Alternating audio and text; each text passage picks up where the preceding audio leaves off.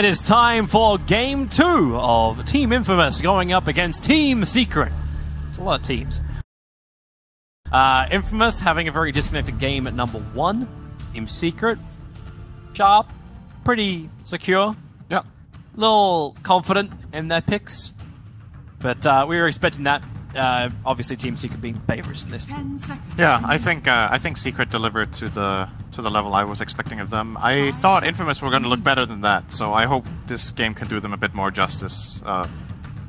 As far as today's games go, all the games we have cast, that was easily the worst performance of any team. So, you know, you can, as we said, you can have a bad game, they can bounce back.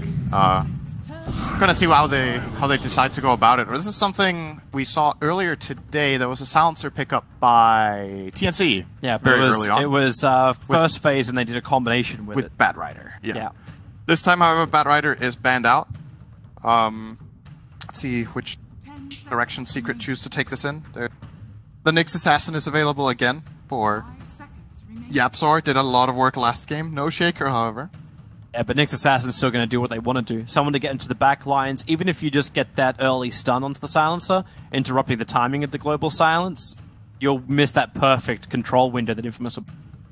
So, it looks like it's going to be the most obvious pickup for Puppy. So maybe the other question should be, who does he combine it with? Here we go.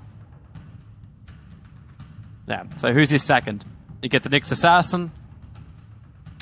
You've already taken out Infamous' ability to dominate Vision game with the Night Stalker and the Batrider removed. I think you want to pick something that's flexible on the second pick in this.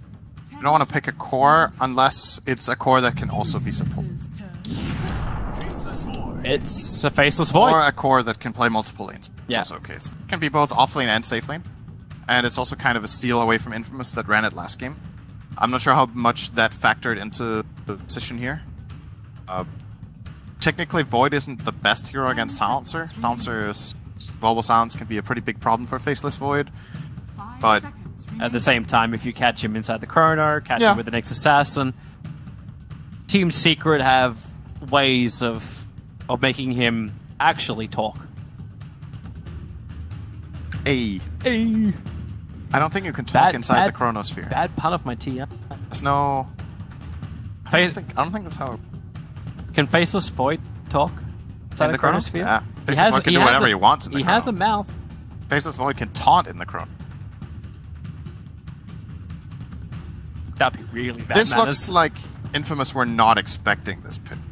They had to be expecting the Nyx Assassin. Yes, I would agree with that. This is taking them quite a time. Well, it's the Infamous specials. That's what's coming up now. Reason why Viper was banned the last, and now they're going to go in for the Legion Commander. This is a powerful duo in the same way that the Batrider Silencer is. You duel someone and they're instant global, and the enemy team cannot counterplay. It's very strong, it's very straightforward.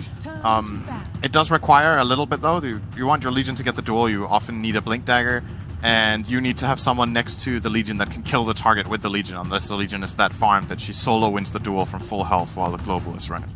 So we just look for the burst damage during the mid lane. Burst damage would be nice. Something like the Queen of Pain they ran last game could work. They could run... there's plenty of heroes that can perform this role. Just a matter of what they like, and I think they won't go for the Quap again. I think that Nyx Assassin was way too annoying for the Queen last game, and he's gonna want to play something else this time around. But who's your nuker in mid lane that, like, you're not going to get a lot of support from a rotating silencer, so it's going to come from somebody else.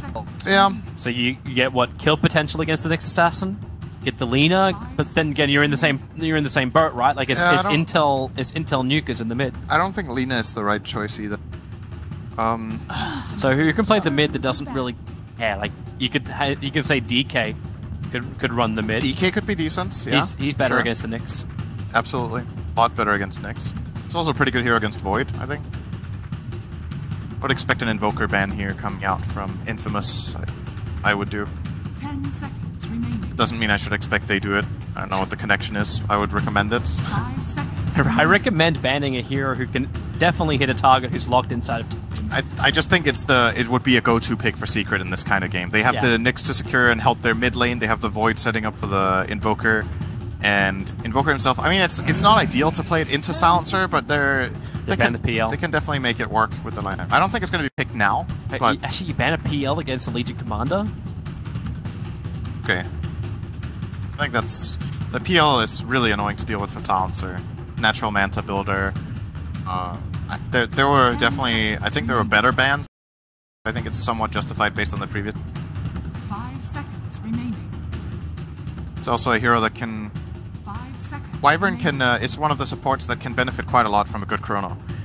Can also be played aggressively. Like you obviously, when you think of Wyvern, you focus a lot on the Curse and the Cold Embrace. Those are very powerful. But in this game, the added benefit is that you can get multiple hits off with Arctic Burn and Chrono. You can maybe find yourself a good Splinter Blast if the Chrono is well placed, and then all of a sudden you have a support that in the team fight is maybe doing like 2k damage in addition to having the save. It's very nice. Here is a counter pick from Infamous.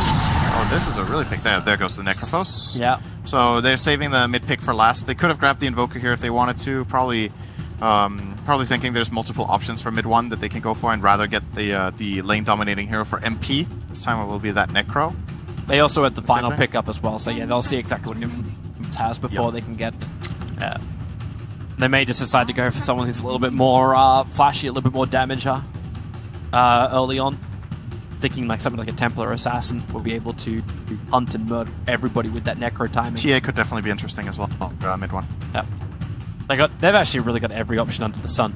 Their draft is just so, like the sustain from just having Necro and Wyvern is already big. Nyx Assassin's got a very high regen and the ability to tank Spike Carapace causes a lot of problems. Faceless Void's got Time Walk. It just seems to be one of those lines which is so difficult for Infamous just to get one kill and snowball. Like Puppy's just giving no opportunity for it.